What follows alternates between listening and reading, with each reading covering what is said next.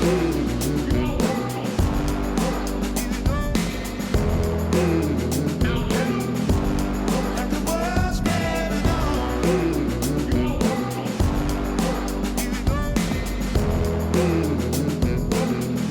then everyone, welcome to the Wedding Mavericks podcast with Lindsay and Jules.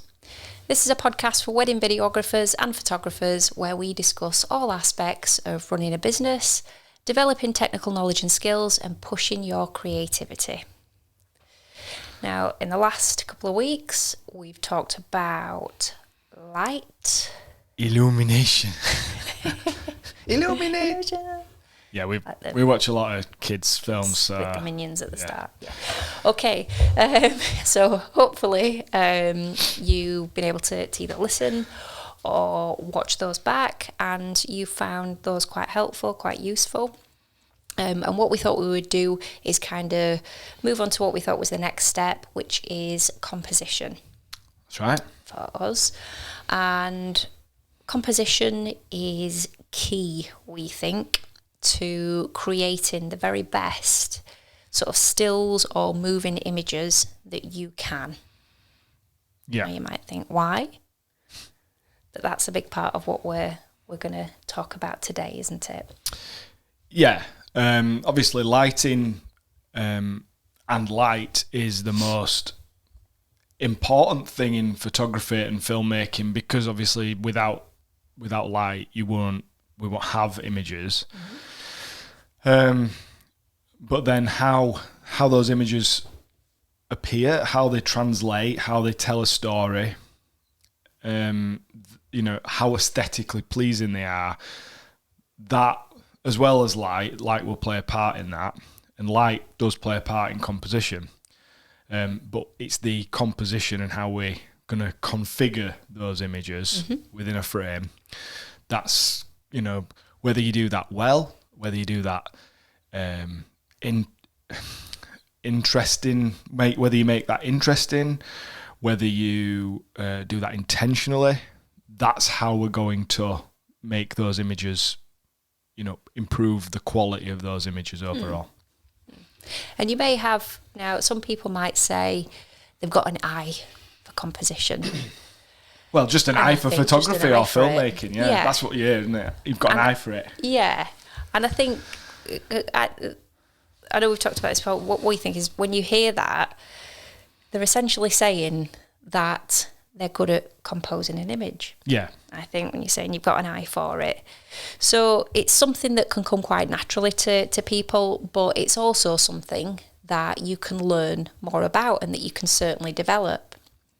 It's quite normal to have a natural eye for something like composition and then be able to learn more about it, so that it's not something that you are,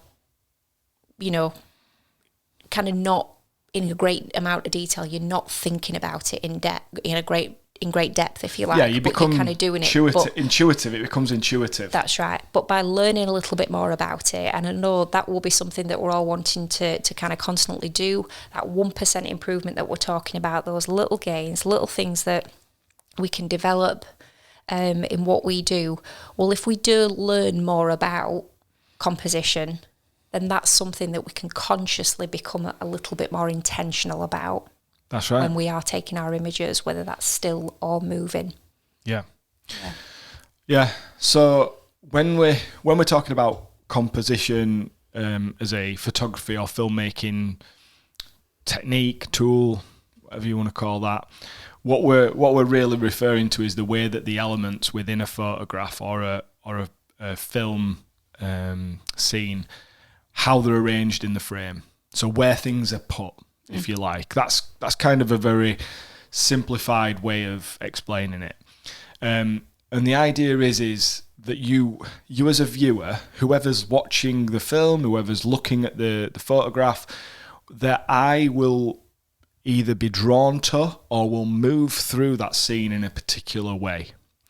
And different types of composition, different composition rules or different composition techniques will help to draw attention to something or move your attention through a scene. And the idea is that what we're trying to do is we're trying to focus trying to control in some way the audience's focus, and we're trying to engage them in that image. And a lot of it, you know, is about context as well, because you could have a scene and compose it in several different ways, and you could give completely different context to that scene. By doing things within composition, but also by using different types of shot and movement and things like that. And we will be going on to talk about those things in future episodes. So it's a massive storytelling tool. And, you know, when we say storytelling, we're not just talking about a film, a video. We are talking about, you know, because we're telling a story through still images also. And different types of composition will evoke different emotions, and create kind of different styles of image, and basically the way you end up composing images will, and as well as the use of light, will kind of go on to determine what your look is. So when people say that's this photographer or this filmmaker's look, you know, as an image maker, what they're talking about is basically how you use light and how you compose images. You know, as well as what you actually, you know, what your subject is. But if you're a wedding photographer or filmmaker, which is exactly what we're going to be talking about, you know, we're going to be talking about weddings. So how your images still are moving look, what your style is of wedding photography or filmmaking will be, you know, very much about your use of light and the use of composition. Yeah. So, what are the differences between composing stills and composing video? Well, effectively, I don't know what you think, Linz, but effectively, that for me, they're exactly the same. You know, because we do both photo and video at weddings, I have heard people say that they think that composing a still image and composing a moving image are two completely different things. Right. I've heard this talked about quite a few times. I don't really see it like that. I literally, when I pick up a camera at a wedding, you know, it might be different if you were on a set, in a controlled environment. Yeah, I was just going to say, I suppose it depends what style of photography you have, as to, you know, like in recent weeks we talked about, are you documentary style, are you something that's a little bit more editorial focused? And I suppose I can see then, like you said, if you're going for the more editorial look, then it's something that's going to be structured in a slightly different way. Definitely. Whereas with the documentary approach to things, you know, for me, looking at the drinks reception of a wedding and looking at the guests all enjoying drinks and canapes outside, if I'm going to choose to compose that shot in a particular way, whether I'm doing film or photograph, it's the same, isn't it? If I'm looking at a wide shot of lots of people in the garden doing that, the shot's the same. Yeah. Yeah. And it's more, you're focusing more on what the subject or what the story is that you're trying to tell in that image. Yeah. Rather than whether it's a video or whether it's a still. Yeah. So yeah, and I think if you were talking, let's say something like studio photography, you know, editorial type stuff, you would be very much, I guess you would spend a lot more time on very minute detail, you know, very significant little things that you would change about that composition potentially, and particularly about positioning of lights. Lighting, yeah. And so therefore you would, you know, then it does become different, I suppose, between a movie set and a photography studio. A movie set's probably going to have a lot more going on in it. There's going to be a lot more elements within a composition.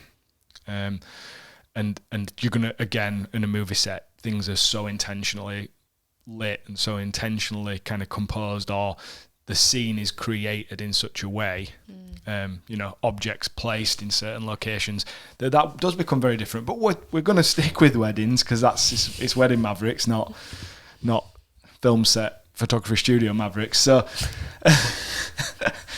So when you're talking about a wedding, it is a live event. It is just happening.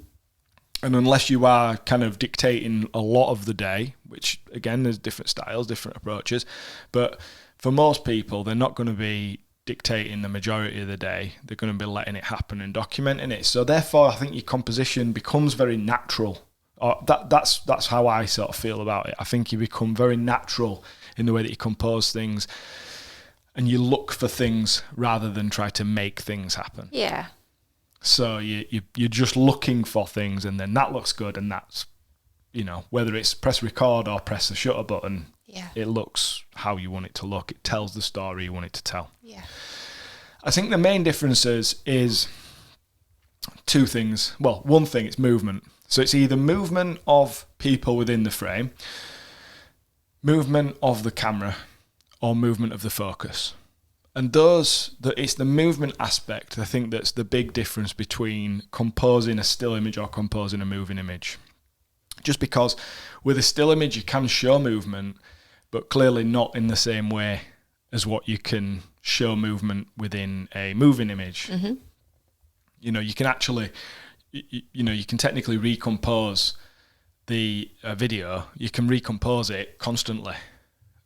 Or the subjects can move around, which recomposes the subject, and you can move the focus. Whereas within a still image, once you've picked where the focus is going to be and you've taken the image, technically that's the image you've got. Mm-hmm.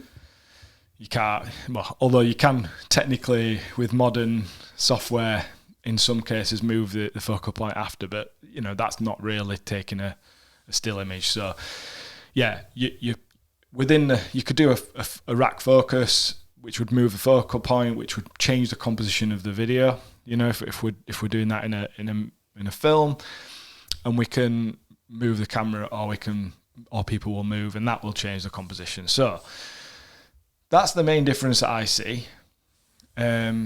Still doesn't really change the rules that we're going to talk about and the kind of techniques we're going to talk about. Mm-hmm. And then the other thing is sequences of compositions. So, you know, this is basically moving through a series.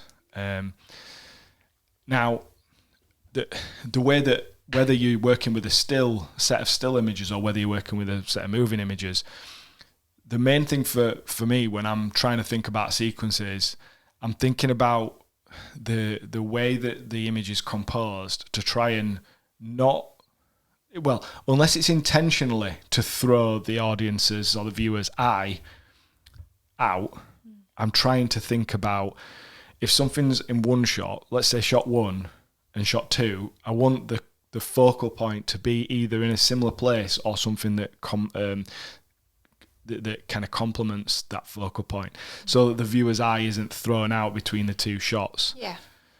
Whether that's a still or a moving image. So whether it's like a set of stills where you're showing a sequence of something that happened, or whether it's a moving image where you're going to show two completely different shots to continue that story. But you want the way it's composed to complement between those two shots, so that you're leading that eye, basically.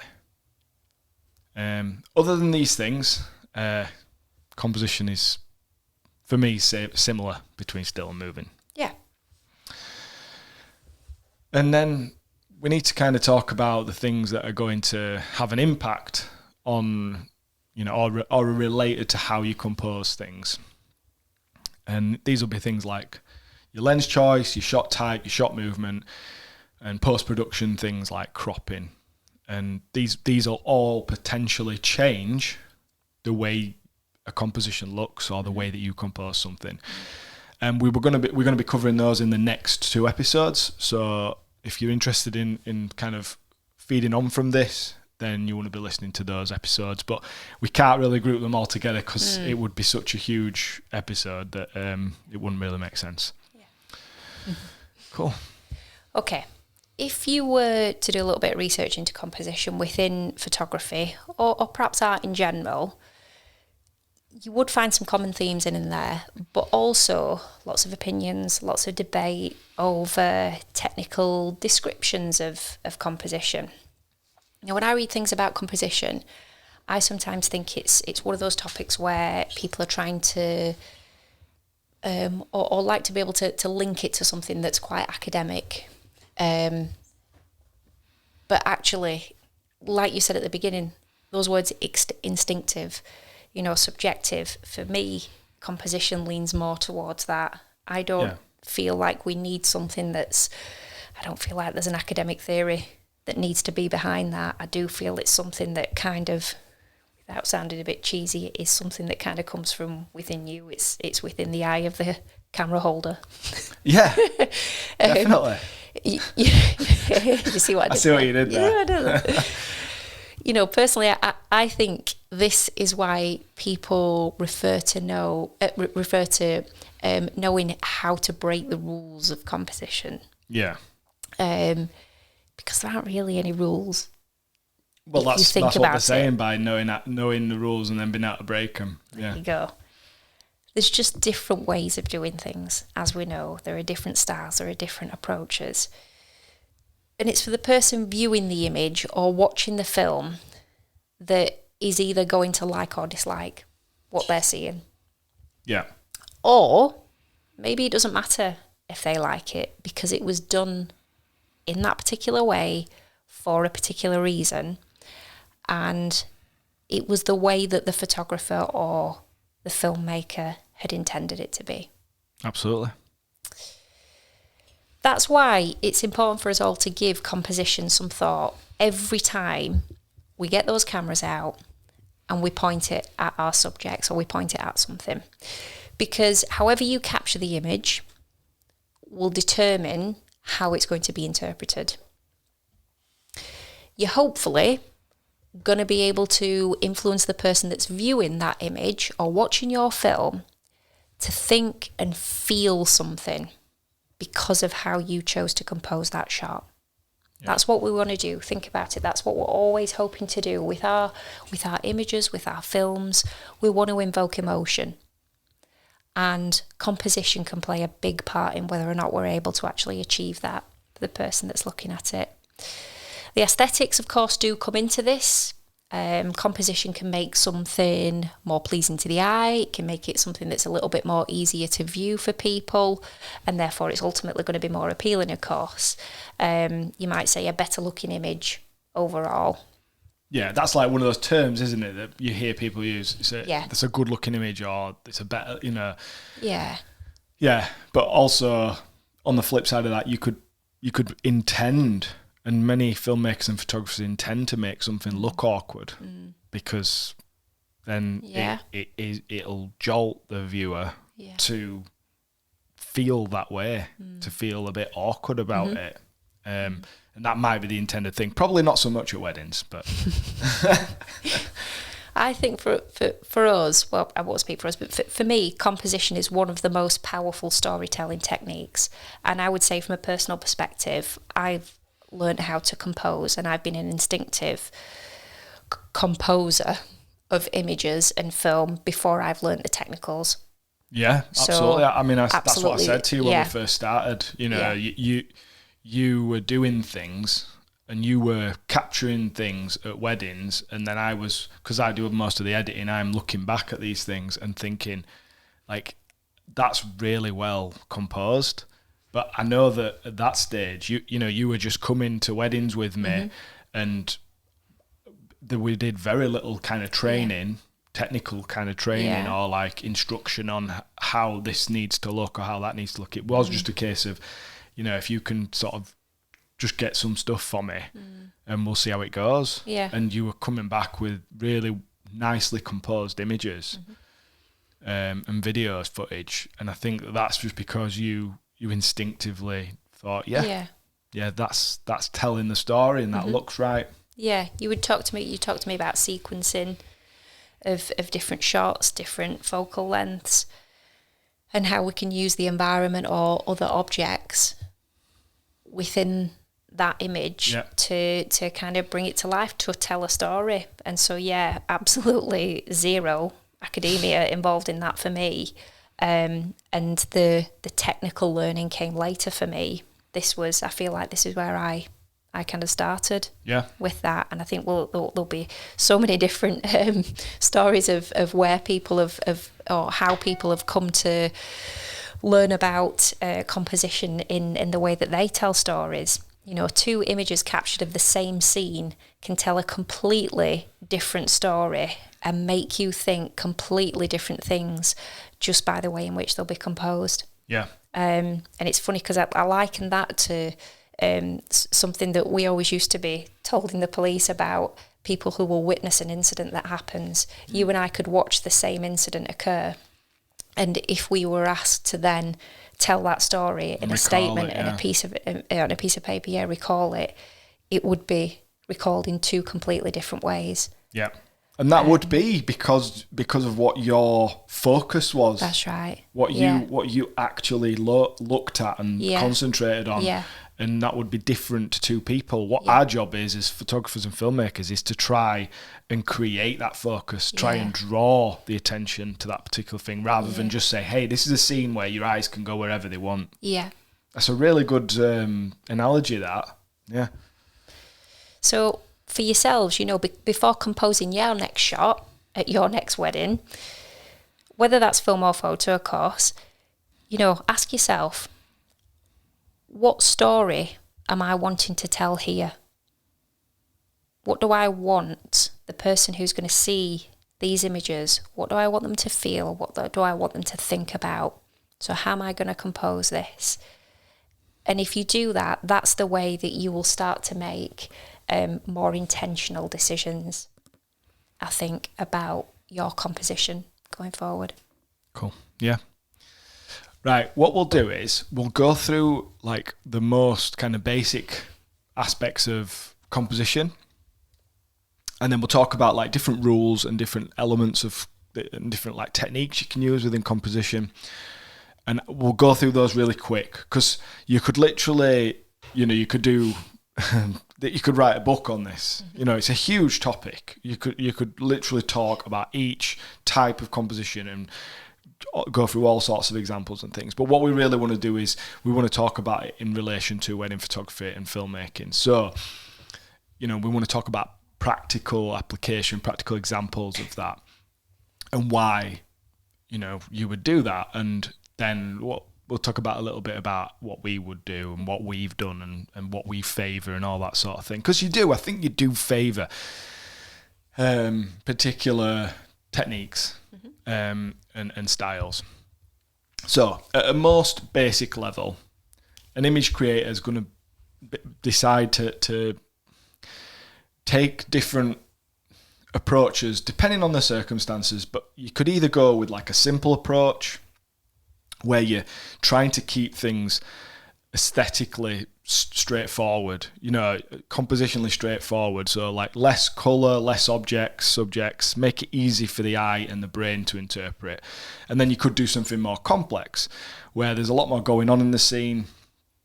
There are a lot more people, there are a lot more objects and things like that. That will make it harder for you to compose because there's more for the viewer's brain and eyes to look at. So you've got to be a bit more specific and a bit more clever about the way you do that.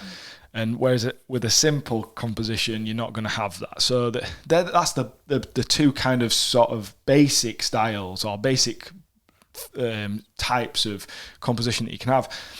Obviously, the problem with a wedding is you're not in control of all that situation. There's always going to be simple compositions that you can make where you maybe take the couple away for doing some portraits or whatever, or when you're just dealing with one or two people on their own, or you're doing establishing type shots and details.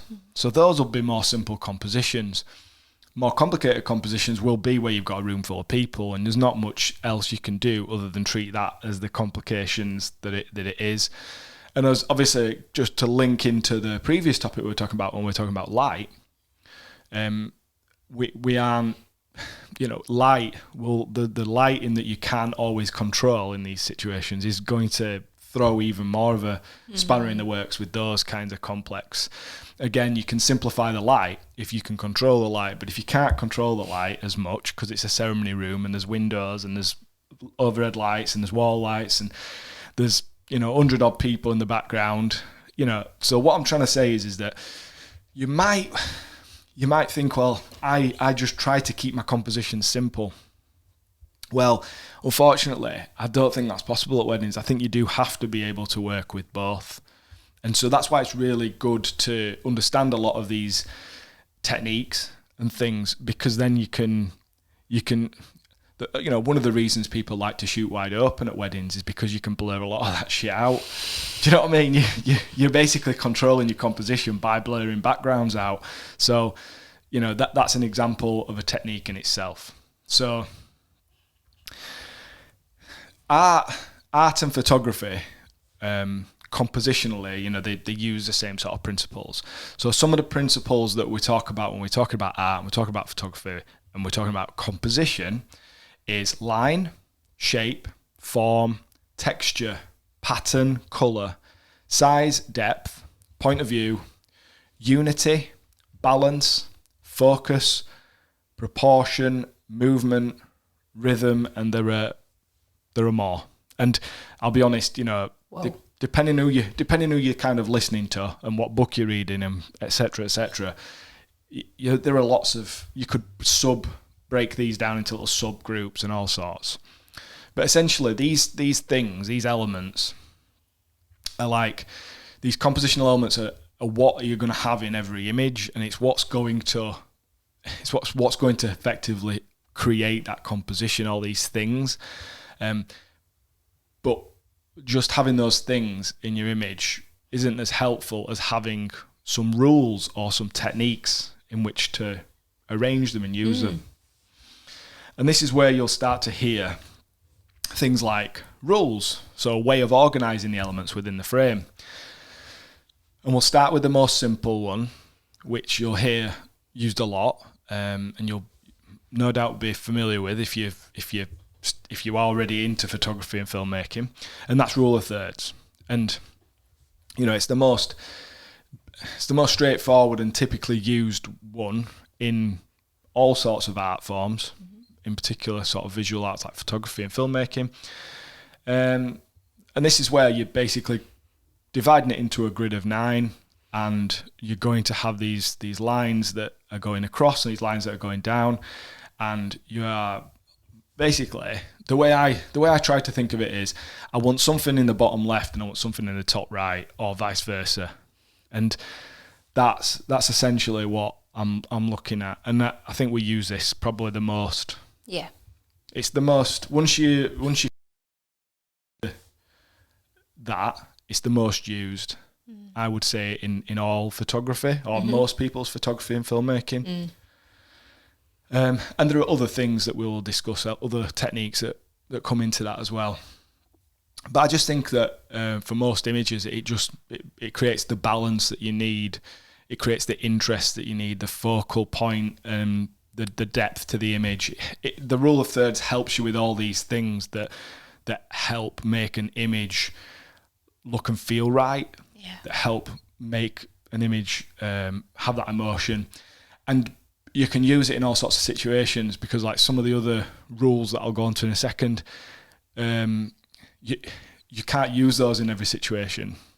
And that's simply because you can always pretty much use rule of thirds. You can't always use centered and symmetry, because you might not have a scene which allows you to create symmetry or put something in the center. And some of the other ones that we'll go on to now. So one of the best things if you're starting out and you're not sure about the rule of thirds, or maybe you've been doing this a while and you just still not quite got your head around it, is turning the grid on in your camera. So your camera will have a facility to be able to turn on the rule of thirds grid and have it overlaid on the screen or in the viewfinder. And I think certainly when I was starting out, that was one of the most helpful. I think it's still on in some of the cameras. I don't. Yeah. Is it? It is. Yeah. And again, that's where you got me started. Yeah. On it. Yeah. Yeah. And did you find that helpful? Massively. Yeah. And then still, when you move to editing images, this is, when you go to your crop, that's exactly. Yeah, you exactly can crop. You use the crop tool with your rule of thirds thing, and you place things on those points, don't you? So, yeah, like sometimes you'll hear people they'll be quite a bit derogatory about rule of thirds because it's like very basic stuff. But honestly, if you master the rule of thirds, you've pretty much, you can compose an image in any situation. And obviously there are far more things you can bring into that. But for me, nearly every single image, if I'm centering things and using symmetry, nearly everything starts with a rule of thirds, and it's just some kind of like morph from the rule of thirds that it becomes. But that's like the instinctive go-to. Yeah. Then you can make things really complicated with things like golden triangles and the golden ratio. And again, this is about wedding photography and filmmaking, so I'm not going to go into these things because this is more like textbooky, teach it in the classroom thing. But essentially, that these are just other kind of ways of overlaying something onto an image, and it either breaks it up into triangles or it breaks it up into this swirly snail thing. That's the technical. It's called the Fibonacci spiral. Believe it or not. Yeah. Yeah, but essentially it is a... You didn't use that term when you were telling me about the swirly snail, but that's okay. I appreciate you wanted to keep it simple for me. But it's essentially, these are just other ways of breaking a frame down into quadrants, segments, whatever you want to call it. Rule of thirds is much easier to get your head around. So we'll just leave it there. But there'll be some who will already know about this from either definitely. Previous profession, other types of photography they might have done. If you've been to art school, you'll cover this stuff. Yeah. Couple of other rules. Rule of odds. So this is where you would have odd numbers of things, elements in your scene. So if it was people, it'd be 3 people, not 2 or 4. If you had buildings, it'd be 3 buildings rather than, an even number, or 5 buildings or whatever. And it's basically because that creates a better looking balance. I thought that's the most simple way I think of explaining it. It creates a better looking balance within a scene. It means that you can kind of have one thing that's your subject and other things that aren't your primary subject. I think that's the best sort of way of explaining it. Whereas if you've got 2 things, it's very hard sometimes to just have one thing. I mean, you can do this with rule of thirds, but, have like one thing that is your focus point and then the other thing's not, especially if those things are not in kind of like, if there's no depth between those things, if those things are side by side. Yeah. So, whereas if 3 things are side by side, I think it's a lot more, it just doesn't, for some reason, it doesn't confuse your brain and your eyes as much. The rule of space. So this is like, leaving space for an object to go into. So we're not talking about negative space, that's something else. We're talking about the rule of space. So if you've got something like a car, and the car is clearly, because it's pointing a particular way, your brain is assuming that it's going in that direction. And whatever direction it's going in, right? So if it's someone walking, if it's a moving car or something like that, you want space in front of it, right? Because otherwise, if the space is behind it, your brain is going to think that don't look right because the car needs space to move into. I want to focus on the car, and then I want to focus on the fact that it's moving into the scene that way.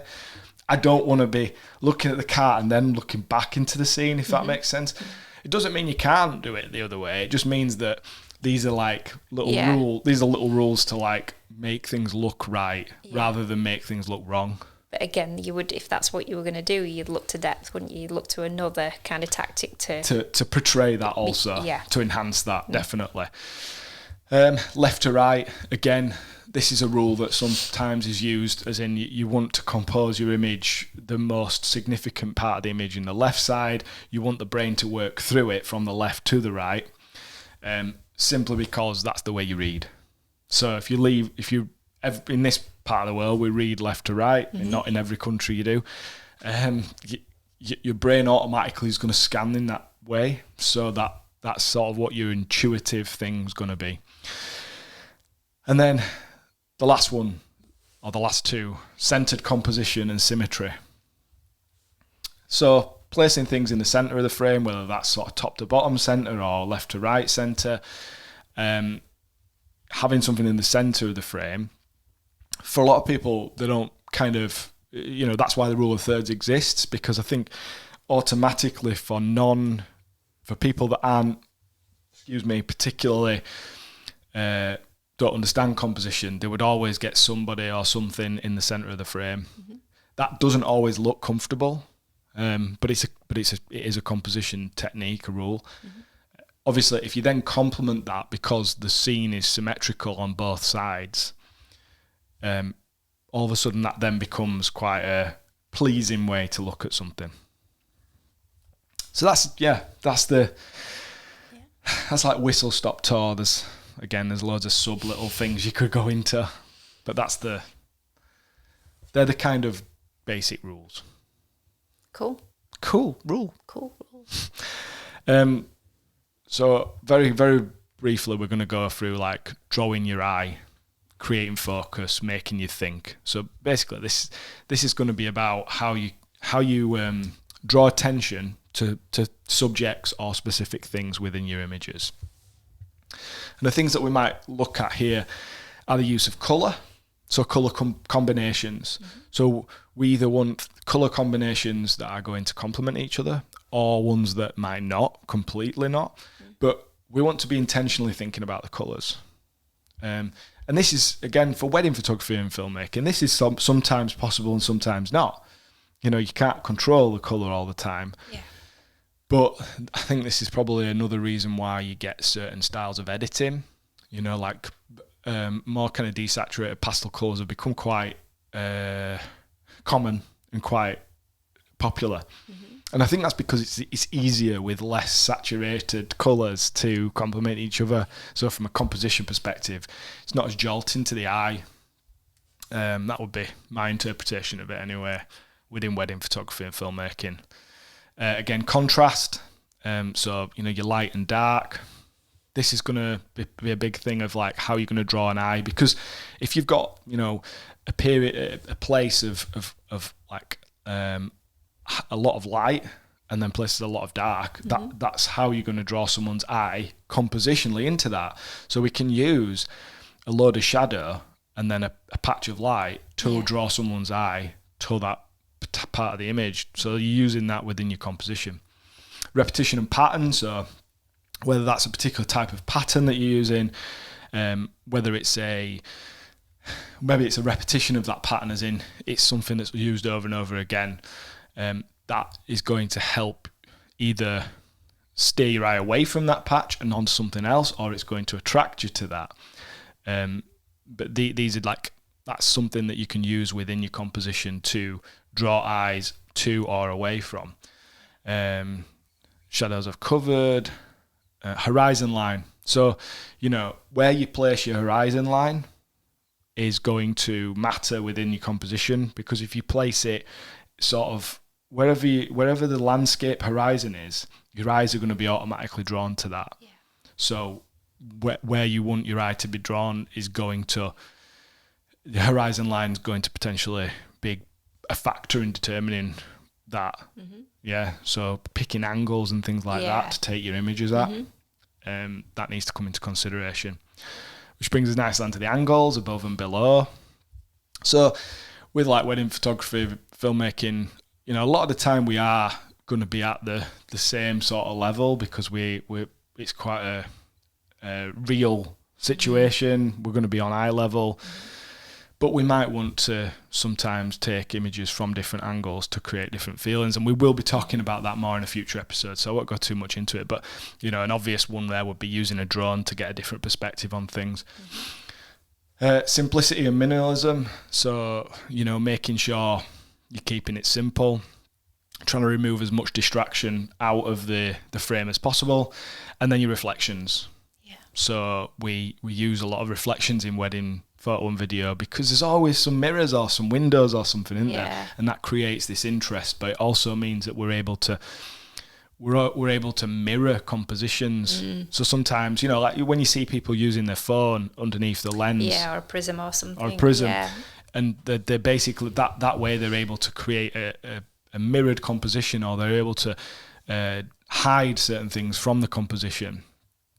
That's quite clever, really. So there are lots of other techniques that we could go through, and we haven't really got the time to go into them all in massive detail. So I'm just going to pick bits out. So I'll go through them quickly, and so things like framing. So framing within the subject, leading lines, negative space, depth of field, layers, isolating a subject, use of foreground and background, balancing elements, filling the frame, juxtaposition, and then what's juxtaposition?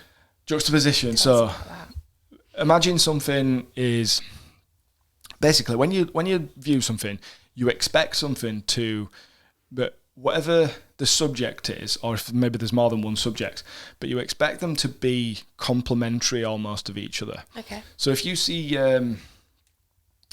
let's say, a wedding couple in a nice looking field, that might look natural. Okay. Right?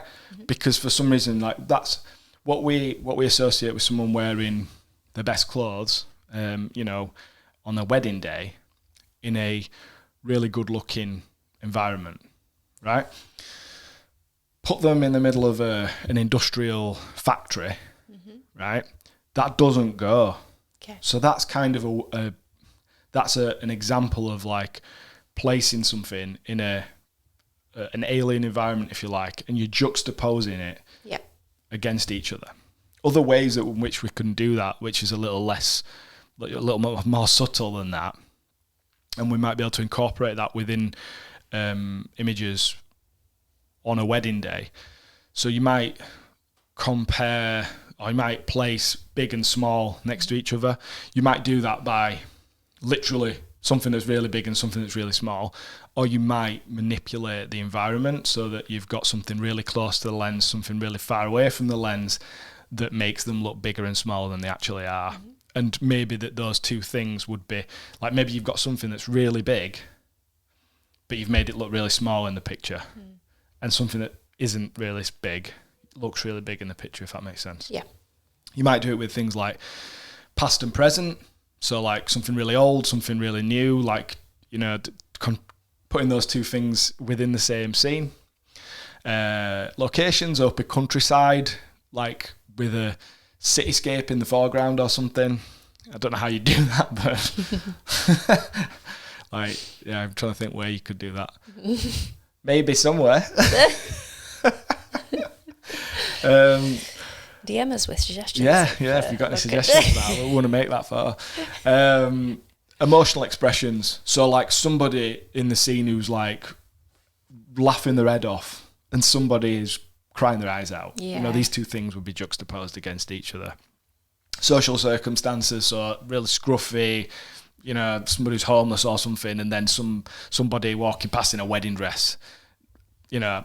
I know that these are those sorts of photos that people draw attention, get attention from people because they make you really think. It's almost like, that would make you think about the social situations and things like that. And then just something as simple as extreme contrasting colours. So like a really, pastel-y wedding dress with a really nice pastel-y bouquet with like greens in it against like a pink wall. Do you know what I mean? But like a hot pink. Yeah. And that would look odd. So juxtaposition, something that's used, in a lot of like edgy documentary, well, I don't know if you call it documentary, but edgy kind of photography, creative stuff. Yeah. Cool. Thank you. I know you were whizzing through those, but I think that one's a good one just to pick apart a little bit. Yeah. So thank you. So I mean, the idea is that you will probably use. We will kind of do some examples of a couple more of those in a second, but the idea is you don't necessarily have to use these on their own as like an isolated thing. You don't have to think, right, I'm going to intend to use leading lines in this, and that's the only thing that you're going to use. Yeah, that's my only style. That's the only way I can take photographs. No, this is part of a toolkit, isn't it? Toolkit. It gives you different options for.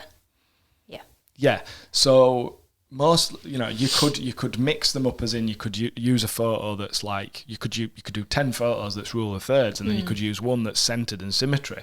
And most of us will probably do that on most wedding days, because there'll be particular scenarios. It's about like looking at the scene, because again, with weddings, we're not regularly able to manipulate the scene. It's what we've got.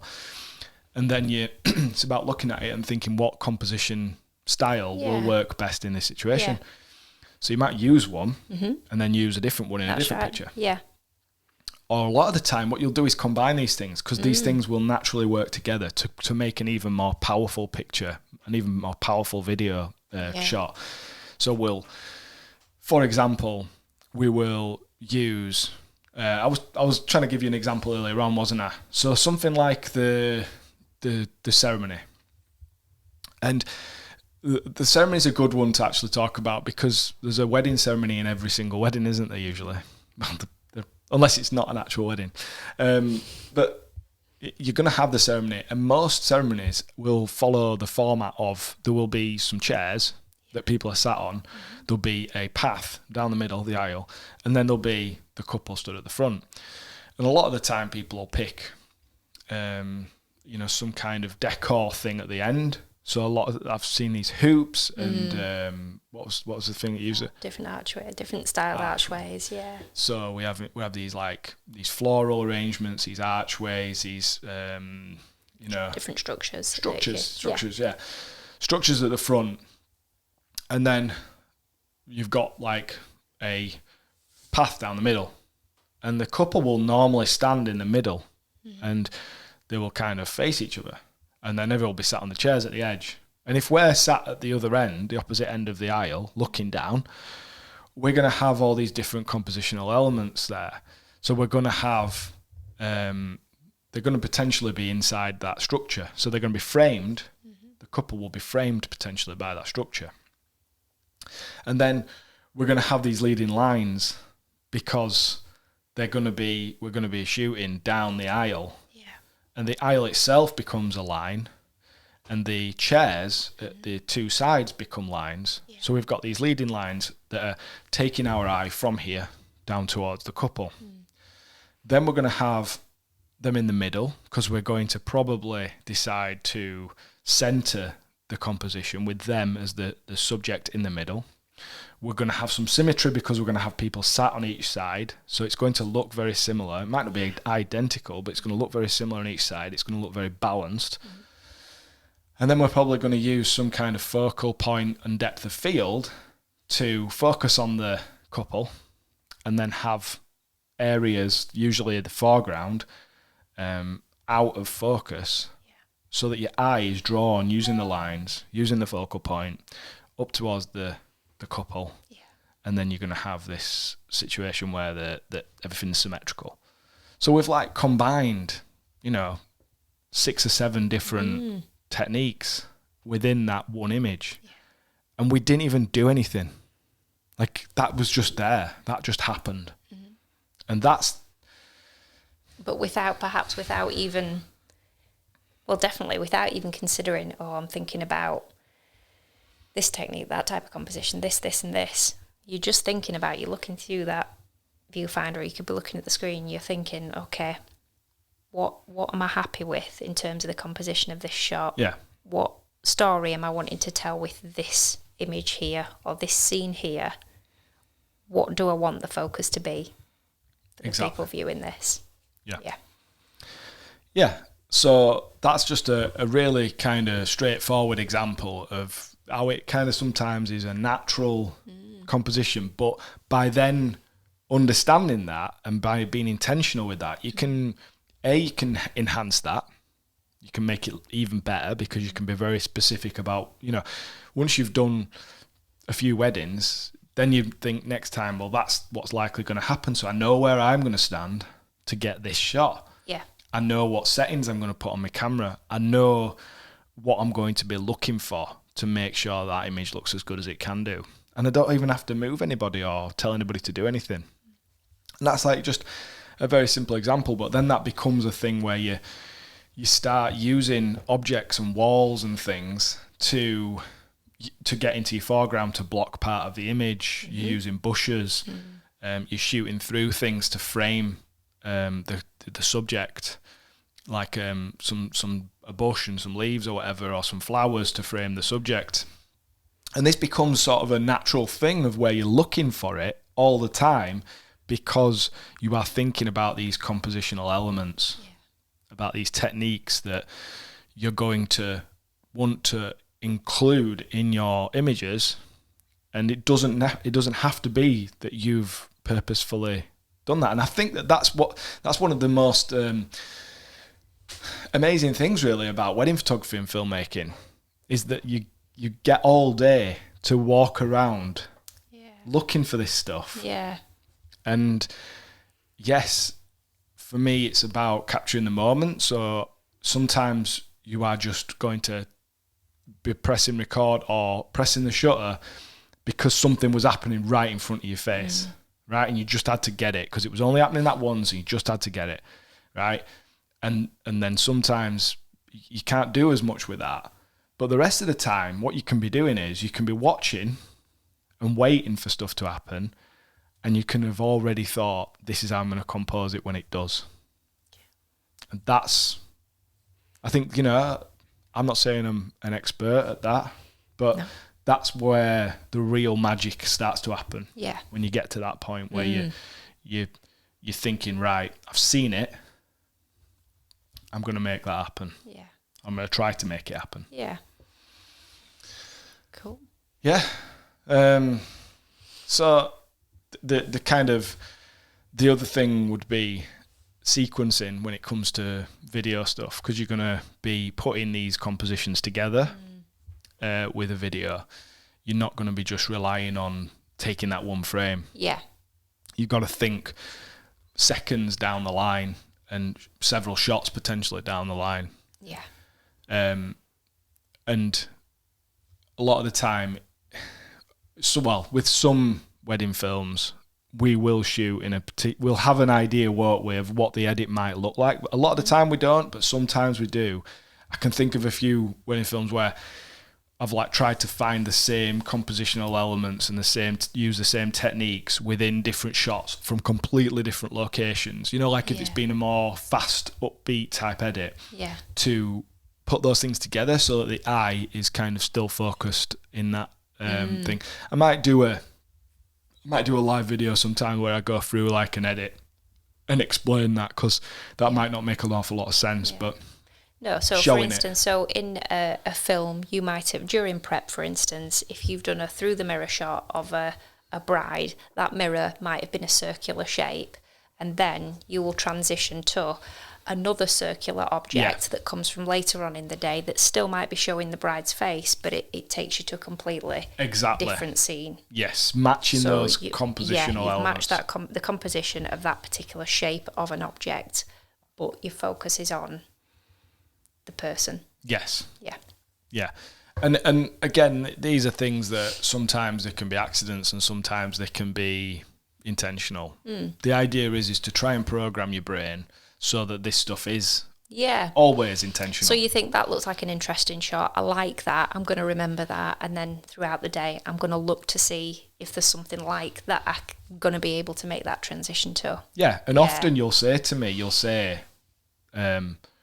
I'll get something, and you'll say to me, let's remember that and get that later on in a different location, something similar to that. Yeah. Because you're thinking that'll probably happen, they'll probably be stood similar to that again. Yeah, and that's the thing, even as something as simple as remembering which side your couple are positioned. If it's, is this person on the left in this scene? Yeah.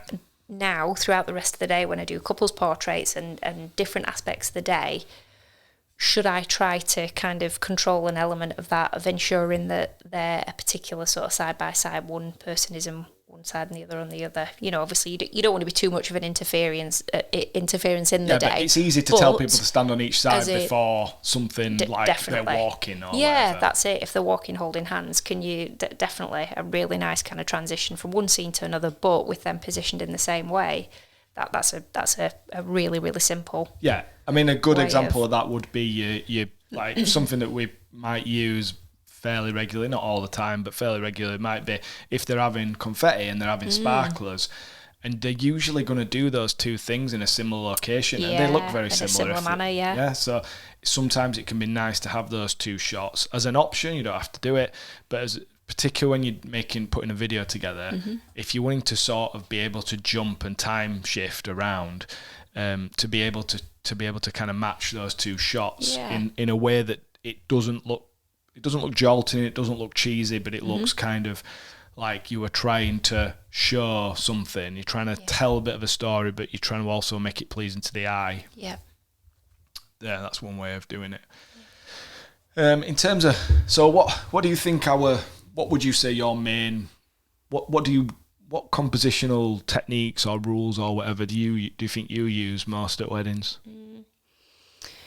I think I love shooting through something. I love to have something in the foreground and my focus be on a subject that's perhaps in the background. I love a pull focus on film, as you will know.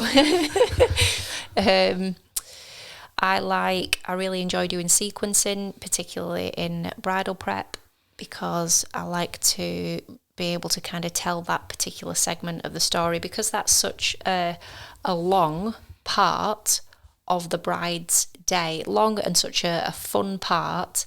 And for a bride and bridal party, there's a lot of focus that goes into that part of the day. You know, these people will have potentially, started at 5-6 a.m. in the morning with this process for a ceremony that's going to be midday onwards. So that's a long time. The money shots that people want to be able to get, or in photography, you want to be able to get those really nice makeup and hair shots, the shots by the window, getting that lovely light that's coming through. But for me, there's a storytelling element to that part of the day, because you might also have things like gifts or letters from the other person that's been sent to the bride or groom in that particular element of the preparations. You might have gifts that are given out to the bridal party from the bride or groom if you've got a same-sex couple there, or vice versa. They all might club together. The bridal party might be clubbing together, and they might get something that they're going to give to the bride, or all sorts of different things. When parents are involved as well, there might be an exchange of something there. Kids bring a different focus.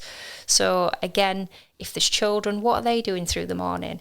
And it's a number of different shots that ultimately they're telling the same story. This is a story of this segment of the day. However, there are all these different perspectives. Yeah, all these little stories going through it. All these little story snippets that will eventually be brought together to showcase to you,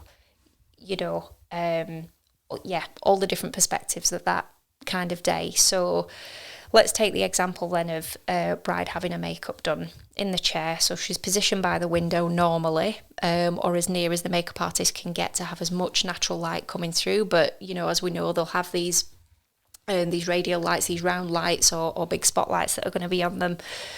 So I'm thinking about a wider shot, I'm thinking about a mid shot of her sat in the chair, and then I'll go to the more intimate shots. I'm also thinking, what can I shoot through? Well, there's makeup, there's hair products, there's people. I love shooting through. I know I find myself more and more having to explain this to people, because the natural thing for bridesmaids or people in that room to do is to say, oh, sorry, I'm in your way. And I'll say, no, I'd like you there. I'd love seeing just catching the side of someone's head or their shoulder as my focus. The focal point is on the bride in that chair. It could be that I've silhouetted her. If she's in front of a huge window, then again, I want those gradually ranged shots leading up to her positioning being there that will culminate in quite an intimate shot of a part of their face. Yeah. Or their hair if they're having that done. I love eyes. Eyes look lovely, but equally lips when their lips are being done. ears when earrings might be getting put in. So I'm going to just kind of pause on that one, because we're the episode that we're going to do after this. You're dipping into, and you're giving very, very good examples for what we will be discussing in the next episode. But if you can kind of go back to the shooting through things and using things in the frame to block certain parts of it. Because for instance, I know that with prep, a lot of the time you might be working with a less than clean or like it does. The room doesn't always look as good as you want it to. Yeah. And a kind of backwards way of using composition is not to think about what you want the viewer to see, but what you don't want them to see, and how that you can compose an image. Yeah. You can use objects and you can use people to block a lot of that crap out. Yeah.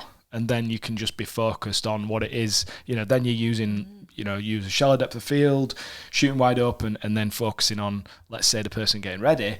But then the room might look horrendous, but because you're shooting someone's back with that in this part of the other part of the frame, they're there blocking out all those shopping bags and all that makeup stuff in the background. And plus, if you decide, for instance, so I love to be able to silhouette a bride on a wider shot perhaps, but if you've got the benefit of having a nice big window, or maybe they're sat in front of some doors, but it's got a glass door, so you've got the light shining through, to be able to silhouette her, you're then, the colour is coming from what's outside, so you're blocking out everything else is in shadow.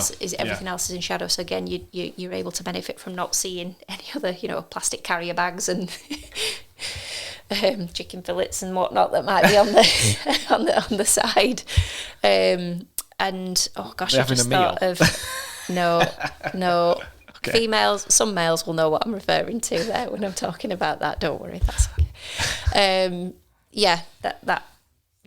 That sort of thing. But as well, in terms of rule breaking, I'll say that the most common one that I do, that I know sometimes we're selective with what actually makes it into the film or what stays as a photo within the selection, is shooting upwards. I break the rule. It's very frowned upon, I know. Again, we're going into the next episode, Lindsay. Oh my gosh, where we're going to be covering angles. Well, do you know what? I'll zip it there. I think I've said enough. But yeah, I'm looking forward to the next episode, because obviously you're going to have a lot to talk about in relation to that. I've said it now. No, it's all going to be good in the next one. No, because the context, because we're going to be talking about it in general, so the context will be perfect for what you're saying. Because I know where we're going to take that, because that is one of those conversations that we have, and we could just have it in the next episode. Okay. So we'll do that. Basically, to kind of summarise, we want to be thinking about making things look nice. Obviously, it's someone's wedding. They've hired us to take photographs or make a film for them, and they want it to look nice. But we also want to be thinking about these storytelling compositions. So always thinking about the foreground and background, moving that focal point, a different variety of shots, which obviously we're going to come on to in the next episode. It's all about the next episode, This is like the precursor. Is that you trying to do Dr. Dre's next episode? Yeah. Edit that out. So yeah, what we're looking for also is plenty of options when we're putting that photo gallery together, when we're putting that video together. In post-production, we would like the options there. Yes. So these different compositions, because we don't really know what is going to work. And it's also nice to have the difference, the contrast of one type of composition and another. Mm-hmm. Very regularly, I'll take a photo or a video clip and I will do it two different ways. I'll do the same. If I've got time, if time's not an issue, I will capture the same thing and I'll just do it in two. I will focus on one thing. Like, for instance, if we've got something in the foreground, something in the background, I'll do a few seconds, or I'll take a photo focusing on the thing in the foreground and then do the same thing focusing on the background. Or I'll completely move the composition, so I'll have things centered and then I'll go rule of thirds. Yeah. And I'll do this so that I've got options, because if something looks good and something's going to be it's going to be a good shot, whether it's a photo or a video clip, you know, having those two different perspectives, both of them could make it in, you know, just at different points in the video, or both could make the photo gallery, and they're just going to give a completely different perspective to that moment. And that's it. And it gives you, in post, it's giving you, whether it's a still or it's a moving image, it's giving you options that also, if you think about at the moment, look at what you deliver to your clients or that you have delivered in the past. And if you're delivering a good, solid chronology of the day in your photos or in your film, that's great. But if you're looking to kind of take it a little bit further and try and just mix things up just a little bit, give a little bit more of a creative element to what you're doing, by doing this, exactly what you've just said, you're giving yourself more options. So you aren't just telling a timed story of the day. This happened, then this, then this, then this. Yeah, you can use those images in different ways. Yeah. Cool. Good talk. Good talk, yeah. Yeah. So hopefully I've not given too much away. Ruin the next episode. But yeah, hopefully I haven't. So at least you will, after listening to us today, you will listen to us or watch us next week also. That's a good call to action. That's a good call, isn't it? Yeah. Hopefully you will. We do hope that this episode has been useful to you.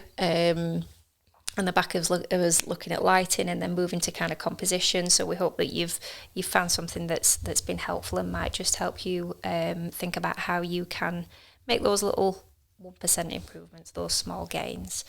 And if we have, please, we would love it if you'd be able to rate and review us wherever you are listening to your podcasts. Maybe even share it with a friend who you think might well benefit from the things that we discuss in the podcast. And that way it helps us to kind of keep growing this community that we have. And we would really appreciate your help with that. So thank you. Thank you all for your time once again, for watching and listening to us, and thank you to our podcast sponsors, Divine Studios, who we love and we really appreciate for continuing to sponsor us. Please also remember that if you were to contact them because you would like to look at your branding or perhaps a new website build, if you mention the Wedding Mavericks to them, you would receive a 10% discount. A what? On the discount. You're not getting anything on like that. On their services. A dick count. Okay. Well, I could have glided past that, but I just caught your eye and I knew then you were going to pick me up on that. Reduction, 10% reduction. The price of their services. As usual, please, if you have any comments, opinions, any suggestions of topics that we could discuss in the future, best way to do that is to get hold of us by DMing it at Wedding Mavericks, please. As always, all of you have a good week. If you're out there shooting weddings or other projects, please enjoy that. Stay safe. And we will see you again soon. See you in the next one.